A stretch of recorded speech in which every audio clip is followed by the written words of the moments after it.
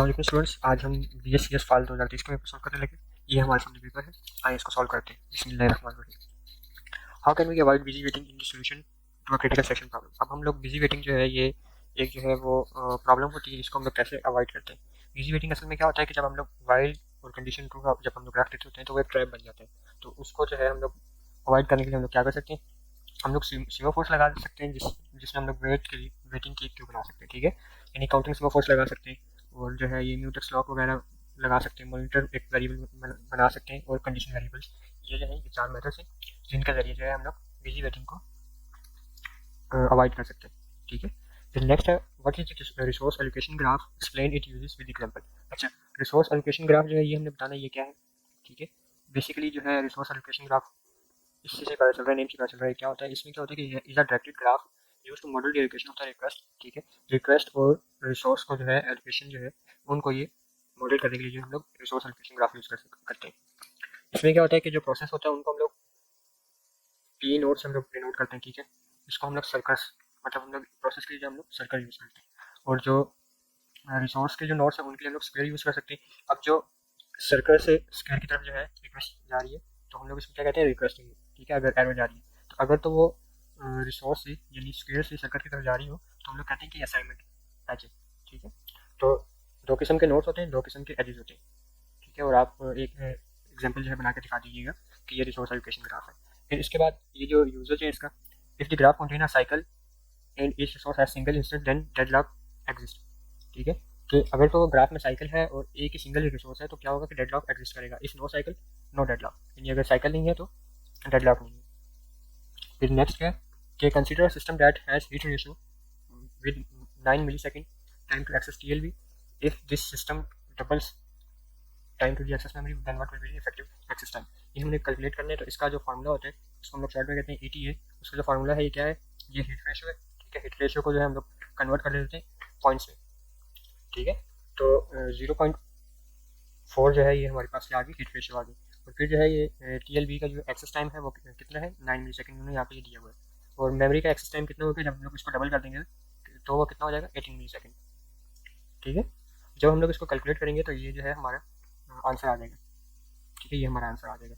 इसको कैलकुलेट कैसे करेंगे कि ये जो TLB जो है, TLB प्लस ये जो एक्सेस टाइम था, ठीक है, उसको हम लोग मेमोरी टाइम के साथ ऐड कर देंगे। ठीक है, मेमोरी एक्सेस टाइम के साथ जो है हम लोग ऐड करेंगे। ठीक है, एक दफ़ा मेमोरी एक्सेस टाइम के साथ ऐड करेंगे और एक दफ़ा 2 multiply by memory access time के साथ हम लोग ऐड करेंगे। तो हमारे पास जो है एक दफ़ा देखिए, ये वाला जो पोर्शन है इसको मैंने यहाँ पे ऐड किया हिट टाइम, और ये जो है इसको हम लोग कहते हैं मिस टाइम, तो इसको मैंने यहाँ पे ये ऐड किया। ठीक है, जब इन दोनों को ऐड करेंगे तो 27 और 45 मिली सेकंड जो है ये हमारे पास टाइम आ गया। तो फिर इसको हम लोग 1 माइनस 0.4 करेंगे तो हमारे पास आ जाएगा 0.6। तो इन दोनों को जो है आपस में पहले मल्टीप्लाई करेंगे, फिर इन दोनों को आपस में मल्टीप्लाई करेंगे, और फिर जो है इनको ऐड करेंगे तो हमारे पास ये आंसर आ जाएगा। फिर नेक्स्ट क्वेश्चन है कि if the process has following page table with page size of 1 KB, 1 KB का जो है पेज साइज दिया हुआ है। पेज साइज से हम लोग क्या निकालते हैं, ऑफसेट निकालते हैं, लेकिन उन्होंने ऑफसेट भी यहाँ पे हमें दिया हुआ है। तो what will be the linear physical address of the memory location whose logical address उन्होंने ये दिया हुआ है। तो अब देखें कि सबसे पहले उन्होंने लॉजिकल एड्रेस बता दिया। लॉजिकल एड्रेस में क्या दो चीज़ें होती हैं, एक जो होता है वो पेज नंबर होता है, और दूसरा जो होता है वो उसका ऑफसेट होता है। ठीक है, तो पेज नंबर उन्होंने क्या दिया हुआ है 2, और ऑफसेट कितने दिए हुए हैं 850। तो यहाँ से देखें इसमें से पेज 2 ये है, और इसके फ्रेम क्या है, इसका फ्रेम नंबर क्या है 4। तो जब हम लोग इसको जब मल्टीप्लाई करेंगे, पेज साइज कितना था 1 KB, तो 1 KB में कितने बाइट्स होते हैं 124। जब हम लोग इन दोनों को मल्टीप्लाई करेंगे तो हमारे पास क्या आ जाएगा, ठीक है 496 ये आ जाएगा, और इसमें हम लोग जब ऑफसेट को ऐड कर देंगे तो हमारे पास फिजिकल एड्रेस आ जाएगा। फिर नेक्स्ट है how compare and swap hardware instruction will be used to solve critical section problem. जो कंपेयर एंड स्वैप की जो हार्डवेयर इंस्ट्रक्शन है इससे हम लोग क्रिटिकल प्रॉब्लम के सोल्यूशन को जो है वो कैसे सॉल्व करते हैं वो हमने बताना है। अच्छा, compare and swap is a atomic hardware instruction, it compares a memory value with in expected value. ठीक है, ये क्या करता है कि मेमोरी के अंदर जो वैल्यू है उसको चेक करता है एक्सपेक्टेड वैल्यू के साथ। ठीक है, मैच करता है। तो अगर तो वो इक्वल होती है तो क्या कर देता है कि वैल्यू को वो अपडेट कर देता है, अगर नहीं होती है तो वो बिजी वेटिंग कराता रहता है। ठीक है, यूजली इसकी क्या है कि एक शेड वेरिएबल हमने बनाया हुआ होता है लॉक, उसको हम लोग यूजली जो है लॉक कहते हैं, आप कुछ भी कह लें उसे, उसको हम लोग 0 से इनिशियलाइज करते हैं, और जैसे ही कोई प्रोसेस जो है क्रिटिकल सेक्शन के अंदर जाता है उसको 1 सेट कर देता है, और जब वो एग्जिट होता है तो उसको वो 0 कर देता है। तो जब जो है ये लॉक लगा हुआ होता है तो उस यानी अगर लॉक की वैल्यू जो है वो 1 होती है तो कोई और प्रोसेस जो है वो क्रिटिकल सेक्शन को एक्सेस नहीं कर सकता। इस तरीके से जो है हम लोग कंपेयर एंड स्वैप यूज़ करते हैं। फिर नेक्स्ट है एक्सप्लेन द यूज़ ऑफ, ये जो है सेगमेंट टेबल बेस्ड, और इसको जो है हम लोगों ने यूज़ बताना है। तो ये क्या करता है कि एस टी बी आर क्या करता है कि store the starting address of the segmentation table, ठीक है, या सेगमेंट टेबल, ठीक है, ये स्टार्टिंग एड्रेस को स्टोर करता है, और ये क्या करता है कि number of segments in a segment table, यानी ये कितने इसके पार्ट्स हैं, कितनी सेगमेंट्स में वो डिवाइड हुई हुई है, उसको वो स्टोर करते हैं, ठीक है। इसके अगर यूसेज की बात करें तो इसका यूसेज क्या है, when a logical address is generated, ठीक है, एस टी एल आर ये क्या चेक करता है, whether the segment number is valid, ठीक है, ये चेक करता है, और S T B R is use to locate the correct segment entry, ठीक है। यानी जब लॉजिकल एड्रेस जनरेट होता है ना, तो हमें पता कैसे चलता है कि लॉजिकल एड्रेस जो है वो वैलिड है नहीं, वो हमें इस रजिस्टर से पता चलता है, ठीक है। और फिर जो है एस टी बी आर क्या करता है कि वो उस सेगमेंट तक पहुंचाता है उसको, ठीक है, provides memory protection in bound checking, ठीक है, बाउंड चेकिंग, इसके लिए जो है ये यूज़ होता है। फिर आगे जो है ये लॉन्ग क्वेश्चन है, ये भी बहुत ईजी से लॉन्ग क्वेश्चन है। इसमें देखिए consider system data starting 2 megabytes of physical memory, इसको छोड़े हम लोग डायरेक्ट नहीं चाहते हैं, तो शॉर्ट में लिखा हुआ है। फिजिकल मेमोरी कितनी है, 32 MB है, और मैक्सिमम पेजेस पर प्रोसेस कितने हैं, ठीक है, 8 के पेजेस, ठीक है। तो केस 1 में इन्होंने मतलब यहाँ पे लिखा हुआ है ना कि केस 1 एक जो है यहाँ से आता है कि केस 1 बनता है, ठीक है, यहाँ तक एक केस 1 बनता है, और एक जो है इसके बाद बनता है। तो इस वाले में क्या है, 2 KB जो है पेज साइज है। उन्होंने फिर कहा कि अगर हम लोग पेज साइज को इंक्रीज करते हैं, 4 KB करते हैं, तो तब क्या होगा। तो पहले 2 KB के लिए हम लोग सोल्व करते हैं। उसमें क्या होगा, number of frame in the physical memory, number of frames को हम लोग ये देखेंगे कि ये 32 था, ठीक है, 32 था, तो इसको जो है इसकी जो पावर है, ठीक है, इसकी पावर में अपडेट के उस तरीके से सॉल्व कर लें या इस तरीके से कर लें, एक ही बात है। तो 32 MB जो है, MB को हम लोग इस तरीके से लिख सकते हैं, ठीक है, और ये KB में हमारे पास कन्वर्ट हो गया, पेज साइज जो है ये भी KB में है। तो यहाँ पे आप देख सकते हैं कि दोनों KB में है, तो इस वजह से हम लोग इसको KB में ही सोल्व कर लेते हैं, तो इसको बाद में बाइट बिट में कन्वर्ट कर लेंगे। तो फिर जो है इसको हमने डिवाइड किया, तो हमारे पास इतनी फ्रेम्स आ गई, नंबर ऑफ फ्रेम्स जो है हमने 2 से डिवाइड किया, पेज साइज से डिवाइड किया, तो हमारे पास इतनी जो है वो फ्रेम्स आ गई। फिर नेक्स्ट हम लोग क्या करेंगे, स्टेप 2 में हम लोग क्या करेंगे, ऑफसेट फाइंड करेंगे। ऑफसेट फाइंड करने के लिए जो है हमने क्या किया कि हमने इसको डायरेक्टली जो है वो bit needed for the frame number, अब ये फ्रेम नंबर के लिए जो हमने बिट जो है वो फाइंड किया। अब फ्रेम्स कितनी है हमारे पास, ठीक है, इतने फ्रेम्स है, तो इसको हम लोग कन्वर्ट कर लेंगे 2s पावर में, या तो आप डायरेक्टली ये करें कि इसका जो है वो लॉग ले लें, ठीक है, तब भी जो है आपके पास 14 जो है वो आंसर आ जाएगा, पेज 2 के साथ इसका लॉग ले लें। फिर साइज ऑफ, अब क्योंकि देखें जो पेज इंट साइज जो होता है, इसमें क्या होता है कि इसमें मैंने आपको पहले भी बताया था कि फ्रेम नंबर्स जो होते हैं, फ्रेम नंबर की जो बिट्स होती है उसके बराबर ही होता है तकरीबन, और उसके अलावा कुछ एक्स्ट्रा डेटा होता है वो होता है इसमें स्टोर होता है, पेज टेबल एंट्री का जो साइज होता है उसमें। तो देखें ये 14 जो है, इसको हम लोग अगर राउंड ऑफ करें तो एक बिट में जो है वो, एक बाइट में जो है वो 8 बिट्स होते हैं, तो इसको जब हम लोग 2 बाइट्स जब हम लोग लेंगे तो उसमें ये 14 जो है ये कवर हो जाएगा, यानी 2 बाइट्स में 16 बिट्स होंगे, तो 16 जो है वो 14 से बड़ा है, तो इसमें से 16 जो है वो पेज टेबल एंट्री का साइज जो है वो हो सकता है। फिर उसके बाद स्टेप 4 में हम लोग क्या करेंगे, टोटल पेज साइज जो है हम लोग वो फाइंड करेंगे। टोटल पेज साइज के लिए हम लोग क्या करेंगे, पेज टेबल साइज के लिए हम लोग क्या करेंगे, नंबर ऑफ पेजेस कितने थे हमारे पास, ठीक है, उसको हम लोग मल्टीप्लाई कर देंगे साइज ऑफ ईच पेज के लिए, ठीक है। तो इन दोनों को जब हम लोग मल्टीप्लाई करेंगे तो ये पेज टेबल का साइज आ जाएगा, ठीक है।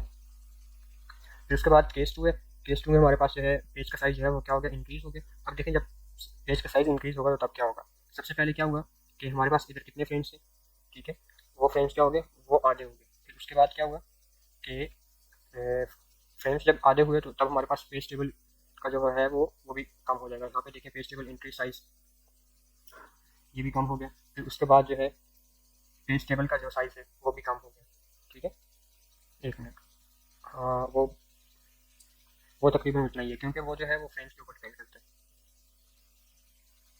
Number of pages, total number of pages जो है वो हमारे पास इतने हैं फ्रेम्स और पेजेस, तो ये फ्रेम और पेजेस जो है ये सेम ही है। तो नेक्स्ट जो है आप देख सकते हैं कि ये यहाँ पे जो है मैंने थोड़ी सी रोमन में लिखा है, क्योंकि समझना जो है वो ईजी हो जाता है।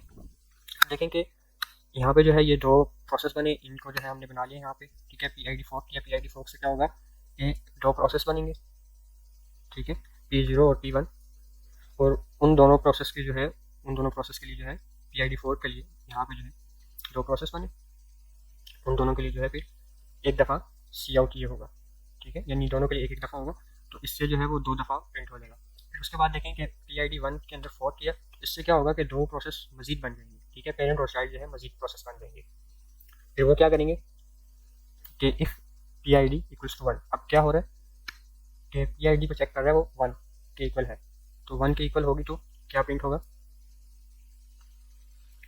अब देखें पी आई डी, अच्छा ये तो हो गया, टोटल प्रोसेस 4 हो गए। अब आगे जो है P2 और P4 जो है इनसे जो है एक दफ़ा दो मरतबा ये प्रिंट होगा और फिर जो है ये भी प्रिंट हो जाएगा। क्यों? क्योंकि जब ये 0 के इक्वल होता है तो मतलब प्रोसेस जो है वो बन गया, ठीक है, तो कंडीशन जो है वो ट्रू हो जाती है।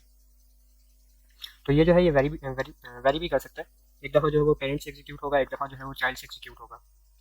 इस तरीके से जो हमारे पास ये आंसर आ जाएगा, ठीक है। तो देखें P2 और P3 जो है ये दोनों क्या है, ये दोनों चाइल्ड है, ठीक है। तो ये दोनों चाइल्ड किसको एग्जीक्यूट करेंगे, इसको एग्जीक्यूट करेंगे,